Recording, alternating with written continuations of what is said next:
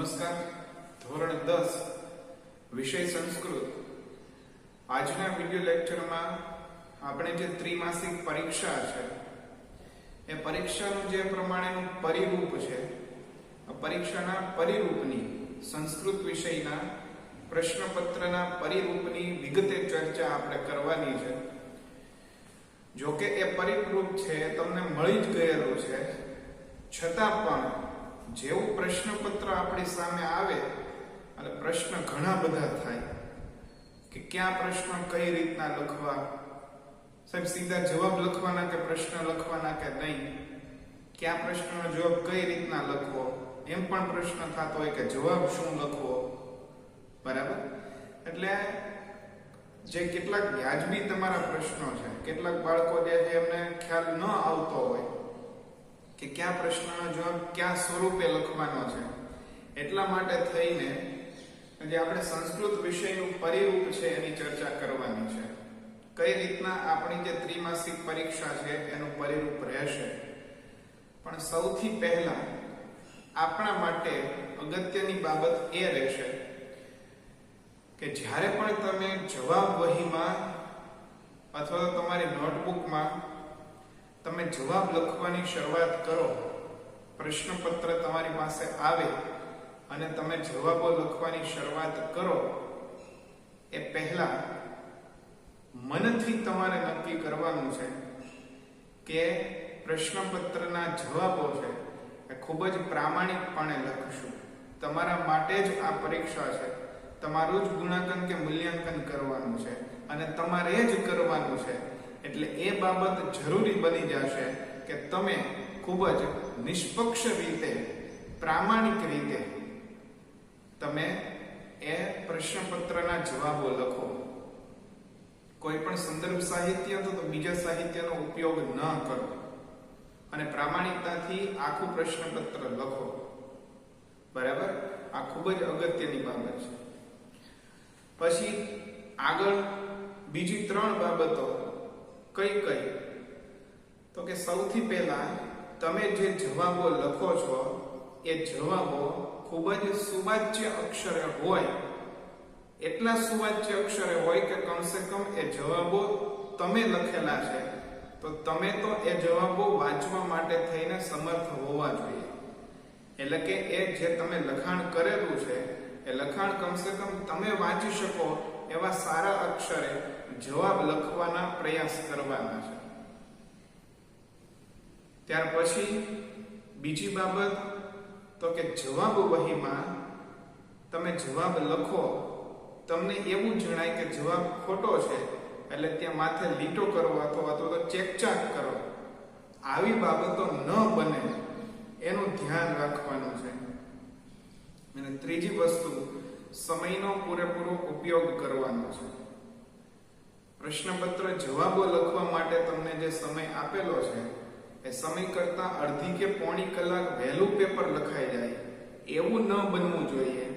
અને પેપર લખવા માટેનો, જવાબ લખવા માટેનો જે સમય આપેલો છે એ સમય પૂરો થઈ જાય અને જવાબો લખવાનું બાકી રહી જાય એ પણ નથી કરવાનું. એટલે કે ટાઈમ મેનેજમેન્ટ છે, સમયની યોગ્ય ગોઠવણી, સમયનો ઉપયોગ બરાબર રીતે કરવાનો છે.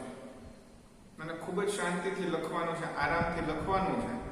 કોઈ પણ જાતની ઉતાવળ કર્યા વગર સમજી વિચારીને તમે જવાબો લખો તો ચોક્કસ એમાં તમારે સમય જોઈશે જ. તે એવું નહીં બને કે સમય કરતા તમારે પ્રશ્નપત્ર વહેલું પૂરું થઈ જાય. એક બીજી અગત્યની વસ્તુ કઈ તો કે જેવું તમારી પાસે પ્રશ્નપત્ર આવશે એ પ્રશ્નપત્ર સીધું લખવા માંડવાનું નથી. એ પ્રશ્નપત્રને આખું જે પ્રશ્નપત્ર છે 50 માર્કનું, એ પૂરેપૂરું પ્રશ્નપત્ર તમારે ધ્યાનથી વાંચવાનું છે પહેલી 15 મિનિટ. ખ્યાલ આવે છે? જેથી શું થશે કે ધારો કે પહેલો વિભાગ તમે લખો, બીજો વિભાગ તમે લખી નાખો, ત્રીજો વિભાગ તમે પહોંચશો અને કંઈક પ્રશ્ન થશે એટલે ડિસ્ટર્બન્સ ઊભું થશે કે હવે આમાં શું કરવું. એની કરતા પહેલેથી જ આખું પ્રશ્નપત્ર છે એ વાંચી લેવું. અને પ્રશ્નપત્રનું પરિરૂપ તમારી પાસે પહોંચી ગયું છે, આવી ગયું છે અથવા તો આવી જશે તો પહેલેથી જ પરીક્ષાઓ શરૂ થાય એ પહેલા જ તમારા મનમાં પરિરૂપને લગતા જે કંઈ પ્રશ્નો છે એનું નિરાકરણ કરી લેવું, જેથી કરીને જ્યારે તમે જવાબો લખવા બેસો, પ્રશ્નપત્રના જવાબો લખવા માટે બેસો, પરીક્ષા આપવા માટે બેસો, ત્યારે તમારે કોઈ બીજા અડચણરૂપ પ્રશ્ન થાય નહીં. ખ્યાલ આવે? હવે આપણું 10મા ધોરણના સંસ્કૃત વિષયનું પરિરૂપ છે એ કઈ રીતના થશે? તો કે 4 વિભાગમાં, 5 વિભાગમાં A, B, C, D અને E 5 વિભાગમાં આપણું પ્રશ્નપત્ર રહેશે. કેટલા વિભાગમાં? 5 વિભાગમાં આપણું પ્રશ્નપત્ર રહેશે. પહેલો વિભાગ છે એ 12 માર્કનો છે. કેટલા માર્કનો? 12 માર્કનો. પહેલી સૂચના શું આપેલી હશે? તો કે ગદ્યખંડસ્ય અનુવાદન કરો, અથવા તો અદ્ય લિખિતાનામ ગદ્યખંડસ્ય માતૃભાષાયામ અથવા તો ગુર્જર ભાષાયામ અનુવાદનમ કુરુત. એટલે કે ફકરો આપેલો હોય, ઘણા સમયથી આપણે પ્રાથમિકથી આ પદ્ધતિ પ્રમાણે પરીક્ષા આપતા એવા છીએ. એક પેરેગ્રાફ આપેલો હોય, ફકરો આપેલો હોય, એનું ભાષાંતર આપણે કરવાનું, બીજું કાંઈ નવીન છે નહીં. કેટલા માર્ક છે? તો કે 4 માર્ક છે. એકના અથવામાં એક પેરેગ્રાફ આપેલો હશે. ખ્યાલ આવે છે? એક પેરેગ્રાફ, એક ફકરો અથવા તો બીજો ફકરો, બેમાંથી કોઈ પણ એક તમારે લખવાના છે. કેટલા માર્ક થશે? 4 માર્ક થશે. ત્યાર પછી બીજી સૂચના, તો કે સંસ્કૃતે ઉત્તરાણી લિખત. આખી સૂચના એવી હોય, અહીંયા મેં ટૂંકમાં લખેલું છે. આખી સૂચના શું હશે? તો કે અદ્યોદત્તાનામ સંસ્કૃત પ્રશ્નાની ઉત્તરાણી સંસ્કૃતે લિખત. સંસ્કૃત પ્રશ્નના જવાબ કેમાં લખો? તો કે સંસ્કૃતમાં લખો. કેટલા પ્રશ્નો હશે? તો કે 2 પ્રશ્નો હશે અને 2 માર્ક હશે. અને પાઠના પ્રશ્નો હશે. કેના પ્રશ્નો હશે? પાઠના પ્રશ્નો હશે. બરાબર? આમાં તો પણ તમને એક ઓપ્શન મળશે. 3 પ્રશ્નો આપેલા હોય, 3 માંથી તમારે 2 ના જવાબ લખવાના હોય છે. બીજું અઘરું છે નહીં. આગળની સૂચના, તો કે અદ્યોદત્તાનામ પ્રશ્નાની ગુર્જર ભાષાયામ કેમાં જવાબ લખવાના છે? તો કે ગુજરાતીમાં જવાબ લખવાના. ઉત્તરાણી ગુર્જર ભાષાયામ લિખત. 2 પ્રશ્નો આપેલા હશે અને 4 માર્ક હશે. આમાં અથવા નહીં હોય, કેમ કે ગુજરાતી પ્રશ્નોના જવાબ તમારે કેમાં લખવાના છે? ગુજરાતીમાં લખવાના છે. એટલા માટે 2 પ્રશ્નો અને 4 માર્ક, એ પણ પાઠના હશે. કેના હશે? પાઠના હશે. ત્યાર પછીની સૂચના, તો કે સંક્ષેપેન ટિપ્પણી લિખત.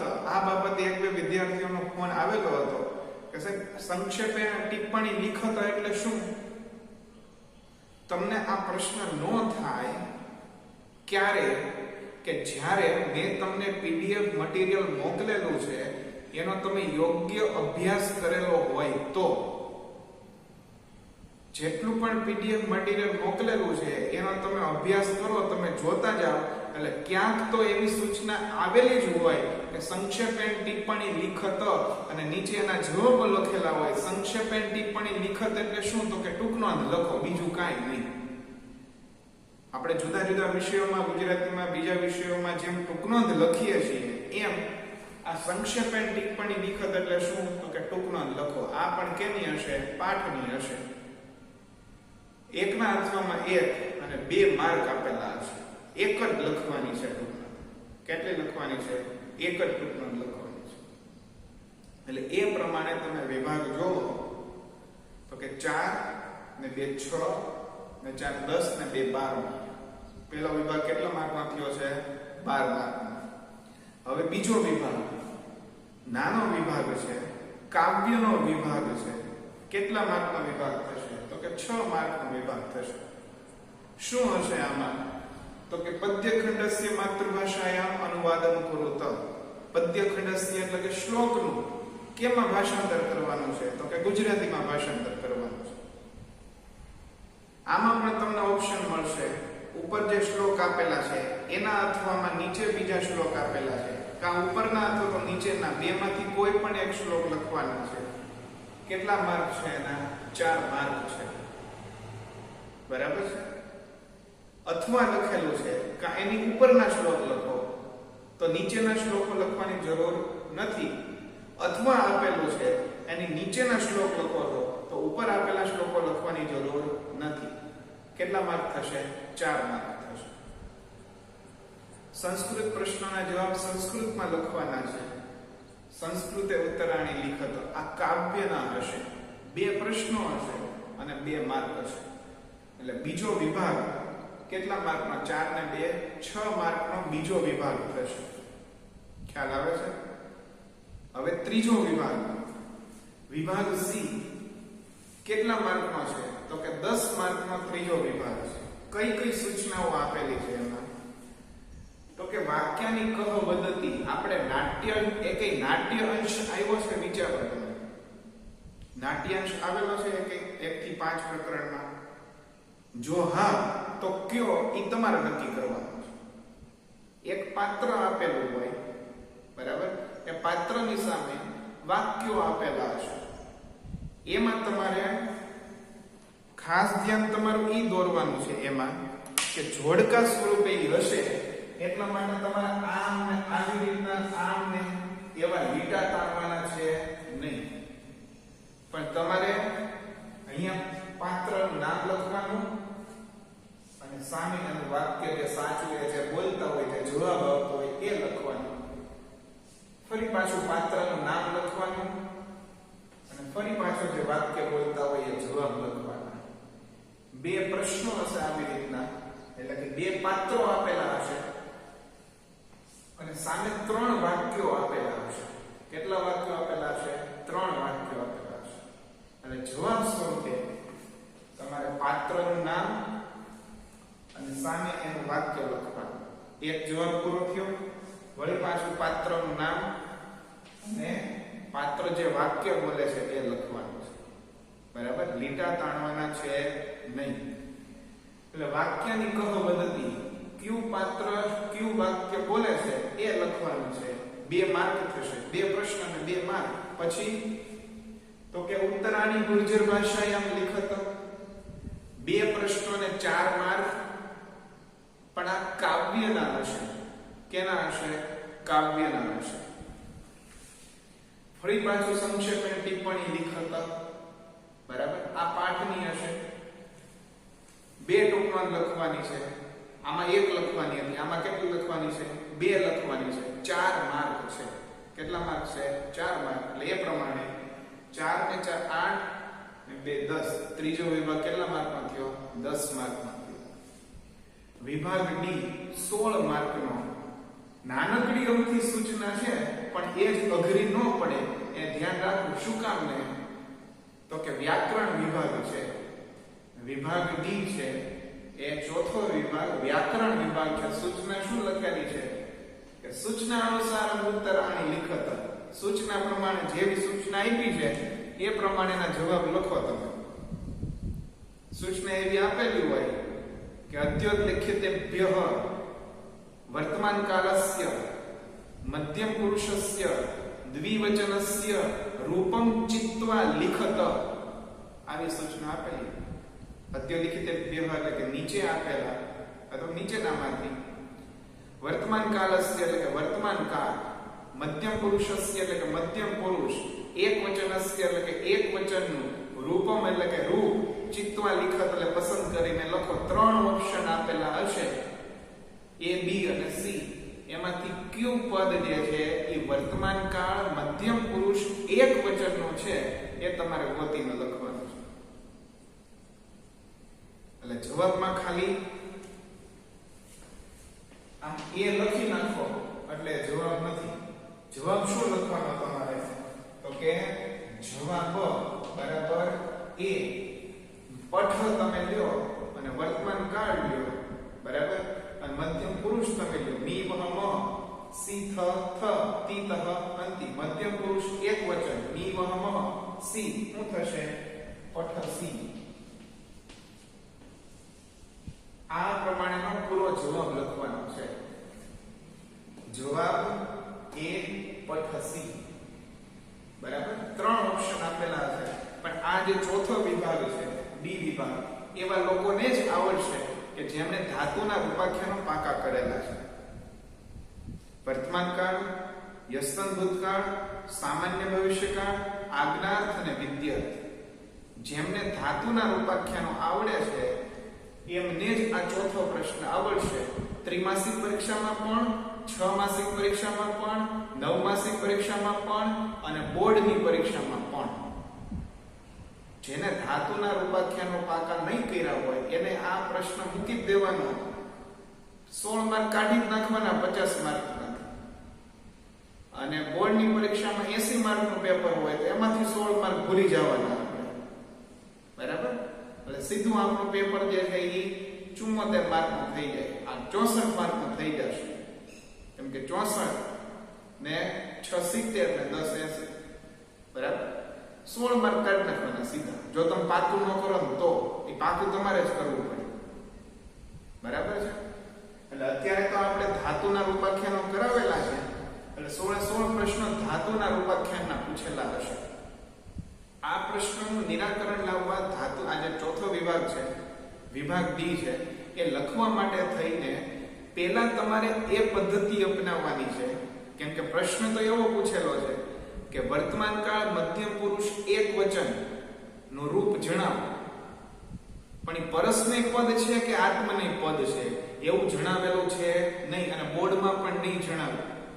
એટલે આપણે એક પદ્ધતિ એવી રાખવાની કે જે કંઈ પણ 3 ઓપ્શન આપેલા છે ને એમાં જે તે કાળના પેલા પરસ્મય પદના પ્રત્યયો ચલાવવાના. કેના પ્રત્યયો ચલાવવાના? પરસ્મય પદના પ્રત્યયો ચલાવવાના. જો એમાં તમને જવાબ ન મળે તો તમારે કેના પ્રત્યયો ચલાવવાના? આત્મનેય પદના પ્રત્યયો ચલાવવાના. ધારો કે વર્તમાન કાળ મધ્યમ પુરુષ એક વચન એવું કીધું તો પેલા પરસ્મય પદ ચલાવો. જવાબ મળી ગયો તો કે હા પૂરું. પણ વર્તમાન કાળ મધ્યમ પુરુષ એક વચન પરસ્મય પદના પ્રત્યયો ચલાવ્યા અને 3 ઓપ્શનમાંથી એકેય જવાબ નથી આવતો તો હવે કયા પ્રત્યયો ચલાવવાના? તો કે વર્તમાન કાળ આત્મનેય પદ મધ્યમ પુરુષ એક વચન. ખ્યાલ આવે છે? એ પ્રમાણેનો જવાબ લખવાના થશે. આમાંથી જેને 16 માંથી 16 માર્ક આવે ને, બરાબર, એમને સંસ્કૃતના પેપરમાં સારા માર્ક ગ્રહણ કરી શકશે, મેળવી શકશે. જેમને આમાં ઓછા માર્ક આવશે એ આખા પેપરમાં માર્ક તૂટશે. આ વિભાગ ખૂબ જ અગત્યનો છે. આગળ બોલો. વિભાગ ઈ છે એ 6 માર્કનો છે. કઈ રીતના? તો કે કર્તા અને કૃતિ મેલનમ કુરુતમ. એટલે કે એક બાજુ એમાં પણ આવી રીતના જોડકા સ્વરૂપે આપેલું હોય. આ એક બાજુ સાહિત્ય કૃતિનું નામ લખેલું હોય.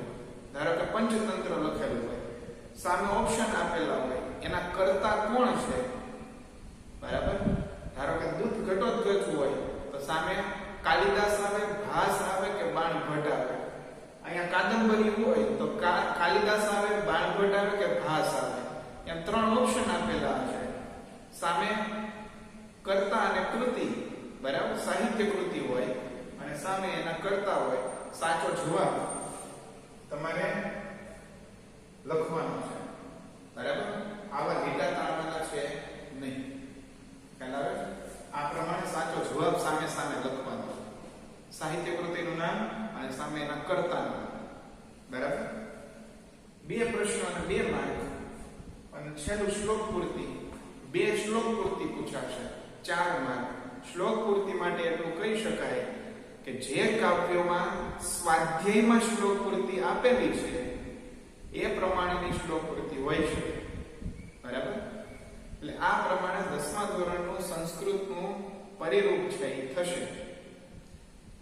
માર્કનો તમે સરવાળો કરો તો કે 12 માર્ક, 12 ને 6 18, 18 ને 10 28, 28 ને 10 38 ને 2 40 ને 4 44 અને 44 ને 6 50. બરાબર? એ માર્કનું આપણું એ પ્રમાણેનું 10મા ધોરણનું સંસ્કૃત વિષયનું પરિરૂપ થશે. આ છતાં પણ તમને કઈ પ્રશ્ન જણાય તો પરીક્ષાઓ શરૂ થવાની હોય પહેલા વ્યક્તિગત સંપર્ક કરી ફોન કરીને તમે પૂછી લેજો. બરાબર? નેક્સ્ટ વિડિયો લેક્ચરમાં મળશું. ધન્યવાદ.